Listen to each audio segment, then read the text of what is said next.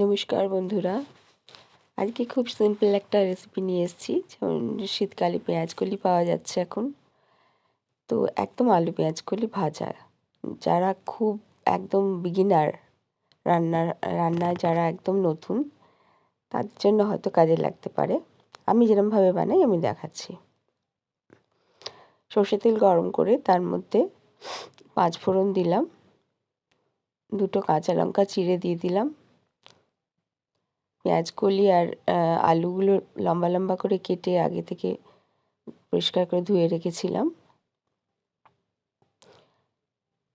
এবার একটুখানি পেঁয়াজ, একটা মিডিয়াম সাইজের পেঁয়াজ কুচি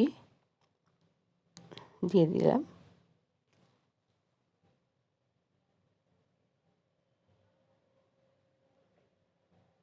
পেঁয়াজকলি বানানোর সময়তেও অনেকে চিংড়ি মাছ, তারপর মৌরলা মাছ ছোট ছোট সেই ভাজা দিয়ে দিলে ভালো লাগে খেতে।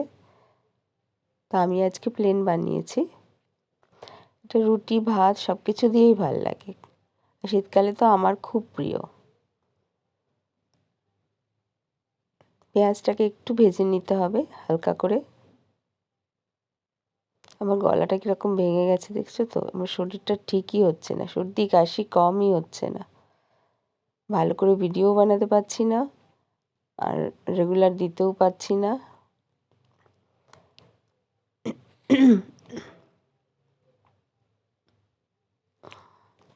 সবার ঘরে ঘরে সর্দি কাশি এখন।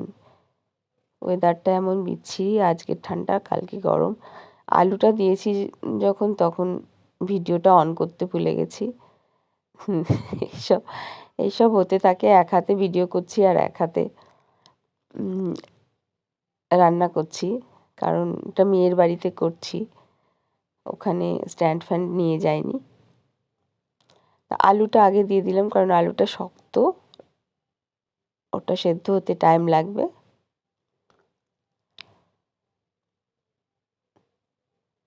এবার স্বাদ মতো নুন দিলাম।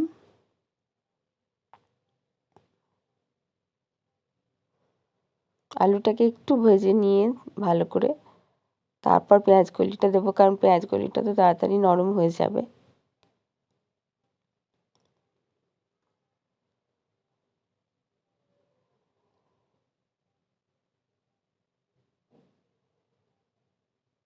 খুব সাধারণ একটা রান্না, শেখার কিছুই নেই, এক একজন এক এক রকমভাবে বানায়। এবারে হলুদ গুঁড়ো,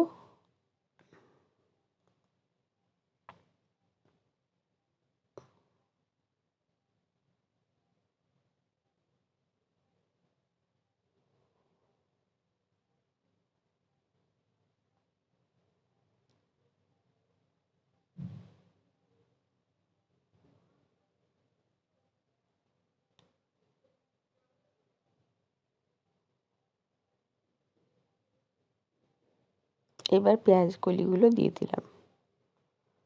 ছত্তিশগড়ে থাকাকালীন আমি পেঁয়াজকলি খুব কম পেয়েছি, মানে পাইনি বললেই হয়।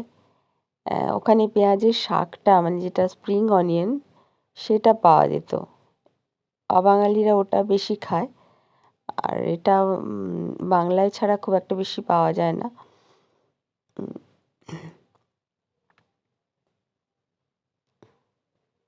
তাই এখানে এসে এবার পেঁয়াজকলিটাই বেশি খাচ্ছি। পেঁয়াজকলি দিয়ে আর কিছু রেসিপি হয় কি তোমাদের জানা আছে? তাহলে আমাকে জানিও, আমি শিখতে চাই। আমি শুধু এই একটাই রেসিপি জানি পেঁয়াজকলি দিয়ে।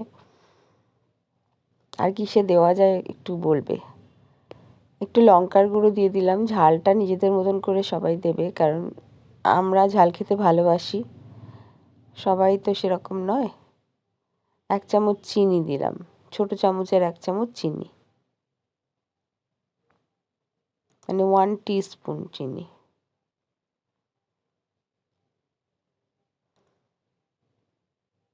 চিনিটা না দিলে পেঁয়াজকলির স্বাদটা ঠিক খোলে না, এই চিনিটা দেবে অবশ্যই। এবার একটু এটাকে ভাজা ভাজা করতে হবে, বেশ কিছুক্ষণ টাইম লাগবে এটা। প্রথমে ঢেকে আলুগুলোকে সেদ্ধ করে নেব ভালো করে, কম আঁচে ঢেকে বারবার এটাকে ঢাকা তুলে তুলে ওটাকে নেড়ে নেড়ে আলুগুলোকে ভালো করে সেদ্ধ করে নেব মাখা মাখা হওয়ার জন্য।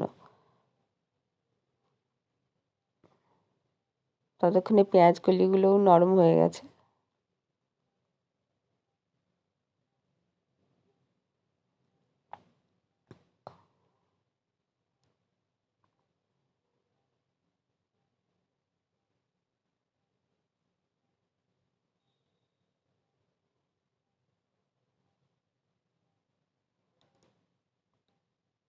শেষের দিকে একটু বাড়িয়ে এটাকে ভাজা ভাজা করতে হবে। একটু তেলটা বেশি লাগে, কিন্তু তেলটা বন্ধ করার পরে ওটাকে একটু তেলটাকে সাইড করে রেখে দেবে। তেলটা ঝরে গেলে তারপরে ওটাকে তুলবে তরকারিটাকে, তাহলে তেলটা সবটা ফেটে যাবে না, ওটা আলাদা হয়ে যাবে।